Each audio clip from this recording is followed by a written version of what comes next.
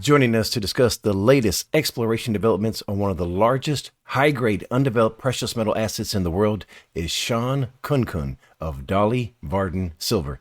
Mr. Khunkhun, thank you for joining us today, sir.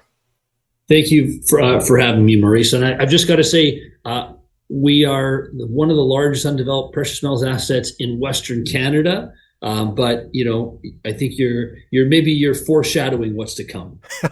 Sounds good, sir. Well, thank you for the correction. Now, before we begin, Mr. Khunkhun, please introduce us to Dolly Varden Silver, which is number one in terms of size, meets, grade, and share the exciting opportunity the company presents to shareholders.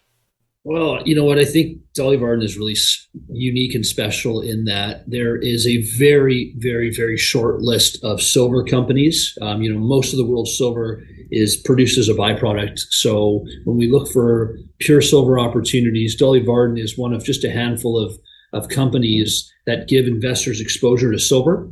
I think what makes Dolly very special, though, is our project is located in a safe mining jurisdiction in Canada. We're in the northwest corner of British Columbia in a famous area known as the Golden Triangle. It's known as the Golden Triangle. However, 800 million ounces of silver have been produced. So it's one of the most storied and recognized highest grade silver and large scale silver mining camps in the world.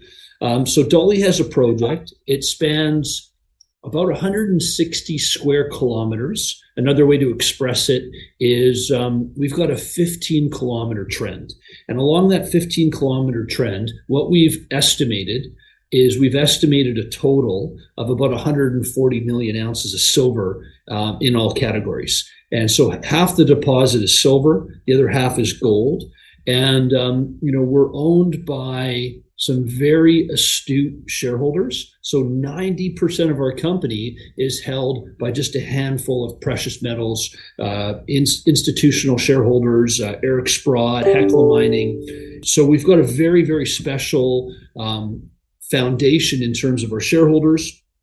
We've got a healthy treasury. We've got about $7.5 million in the bank. We've got all this exposure to silver and gold at grade. And recently, Maurice, we've started to have a tremendous amount of exploration success. The discoveries we're making in this mining camp that's been around for 100 years is just mind-blowing. And today we had some really big discovery news. But high level, that's what Dolly looks like, from a bird's eye view. Now, speaking of the Golden Triangle, let's go there and visit the flagship Kitsault Valley project, where your team just completed 37,000 meters of drilling on 108 holes, which, as you just referenced, have produced some spectacular results to date. Now, before we get into today's press release, can you please provide us with an overview of what the goals were for the drill program and what they seem to indicate? Okay, great question. So very, very high level. There's three different goals. Goal number one, de-risk. So what that means is we made a very transformational acquisition of Homestake. So, we brought in just under 1 million ounces of gold and about 20 million ounces of silver just to the north of the property, amalgamating, consolidating two big land positions and opening up a lot of prospectivity between the two deposits. So on the de-risking goal, we wanted to validate, confirm, and extend the Homestake deposit. That was goal number one. In addition to de-risking, we wanted growth. So we wanted to look at the 7 deposits that make up the total consolidated Kitsault Valley project, and we wanted to grow them. We wanted to step out, extend, expand known deposits. The last goal was to discover. And so there's parts of the property that have never seen any drilling. There's parts of the property that are wide open for discovery where we could fit in new deposits. And so we wanted to de-risk, to expand and grow, and to discover. Those are the three objectives. Now, we've released about half the drill holes so far. And some of the highlights that we've seen is focusing on the silver-rich valley. We have started at the big Torbrit mine. So Torbrit's a deposit that produced about 20 million ounces of silver, and there's about 35 million ounces that are still left intact. We had a big hole at a Torbrit that we announced in August where we hit 50 meters of 414 grams silver. So if we think about that, sorry, Yeah, Maurice, go ahead. that's spectacular. That's exactly what you want to hear there. Well, what's interesting about that hole, Maurice, is the average grade of the deposit is about 300 grams per ton. And what we did is we stepped out 25 meters from one of the highest grade areas in the property, and to hit 414 grams silver, that's not a silver equivalent, that's silver, over 50 meters is, there's no words for it. So that was, I didn't think we would outdo that news release, because I thought, we just came out of the gate so strong here in August, and then September 13th, I was down in Beaver Creek at a very, very important mining conference, and we released a drill hole 1.4 kilometers away at an area that we refer to as Wolf, the Wolf deposit, and about 150 meters away from the Wolf deposit, 1.4 kilometers away from Torbrit, we hit 20 meters of 584 grams of silver. That's just remarkable. You can ask for more. And within that, there was this meter and a half running 4,300 grams per ton. I haven't seen numbers like that. And what's interesting is there was a gold kick. There was a 1 gram gold kick. And if you look at where Wolf is, we have what's known as the Western Gold Belt that's coming down from Homestake. And we got that gold kick coming in, which is really exciting, and some really high elevated lead zinc numbers as well. Now, about a week or so ago, we put out some results, more Torbrit Kitsault results. They were very, very encouraging, very, very strong numbers, approximately 12 meters of over 400 grams of silver. So just good meat and potatoes numbers, really strong, indications that the deposit is open, not only down dip, but also up dip. But today's numbers, I'm going to go out and say today's numbers are the most significant numbers, in my opinion, to ever come out of this project, because we've tripled the strike length at Wolf. This is a 207 meter down plunge hit, and it's also it's a 400 meter extension, a depth extension, but it's 750 meters away from the Wolf deposit. So what I'm basically saying is, and there's some great images on our website, and great, there's a great long section that really depicts how we've started with Wolf, and we've just, we've tripled the strike length, but the numbers were strong, really strong numbers. Again, like 10 meters of over 550 grams of silver. Within that, there was 1,049 grams per ton over 3.6 meters. So high level here is we are ambitiously stepping out, and we're hitting. And we're hitting down plunge, we're hitting at depth, and these are big, ambitious step outs.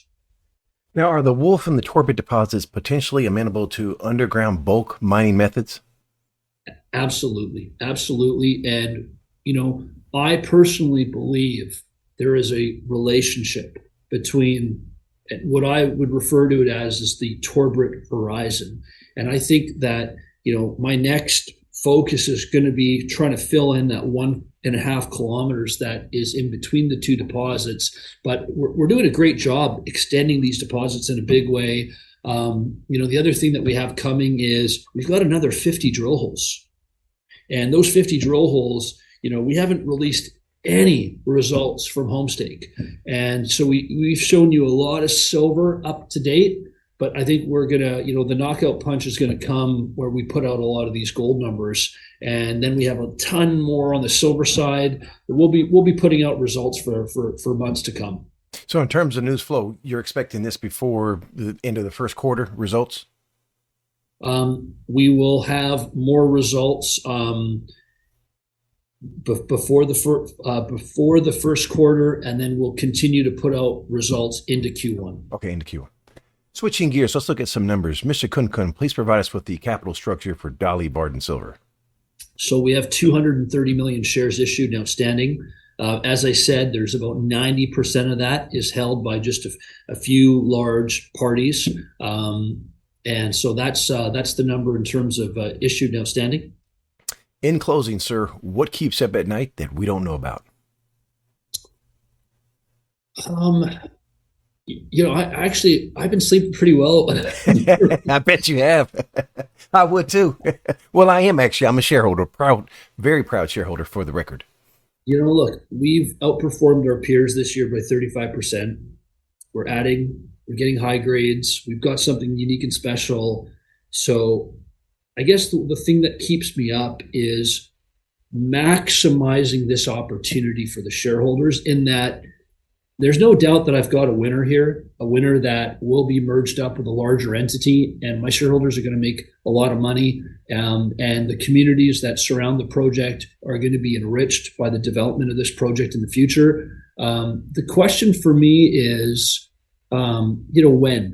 Does it happen at the right time where silver's breaking out? We're outlining, and we have used our drill bit to maximize the opportunity in terms of the discovery potential of the project. So, I would love for this company's, story to end in a situation where, right now we're trading at like 70 cents per silver ounce in the ground. In a bull market, that could be 4 or 5 times the value of that. And I just want to make sure that we've identified all the low-hanging fruit before that happens.